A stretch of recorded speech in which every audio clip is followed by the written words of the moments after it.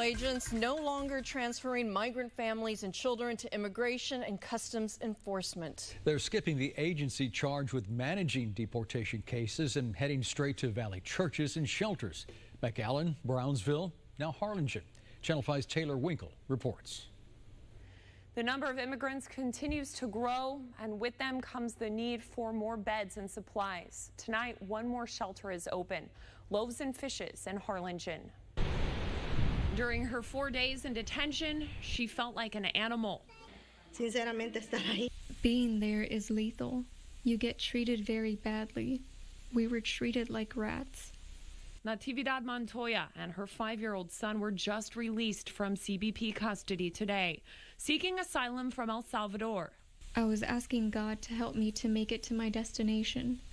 The situation in my country is getting bad, not just for the kids, but also the adults. She fled when a gang started demanding an operation fee from her restaurant. How else can you move forward? Seems to be this year mostly women, mostly from Central America, oftentimes with children. It's the same story Bill Reagan heard about 20 times today. They're going to spend one night and get a bus ticket to go to, they've told me they're going to Austin, to North Carolina, to Atlanta, to Indiana, to Los Angeles. The director of Loaves and Fishes Homeless Shelter says CBP first asked him to take in asylum seekers yesterday. He told him they had space for about 50 people. It's kind of overwhelming all of a sudden to get so many people.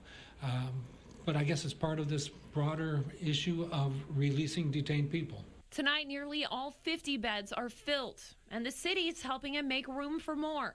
It's the same from McAllen to Brownsville. The last time Reagan saw something like this was 5 years ago. There was a similar kind of issue of they were catching people and then releasing them.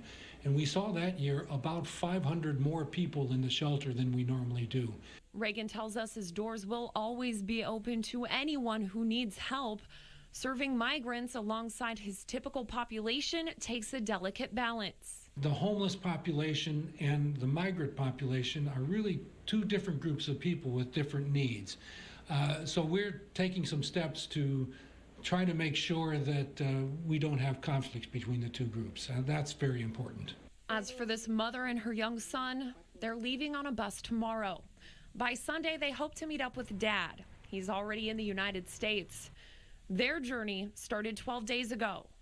It is a very long road with hardships, especially bringing him with me. As long as you're holding God's hand, begging him for protection, because the journey is horrible and dangerous.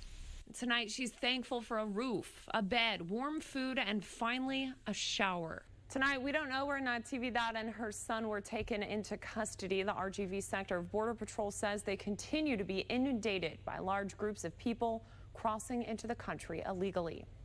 Reporting in the studio, Taylor Winkle, Channel 5 News at 10.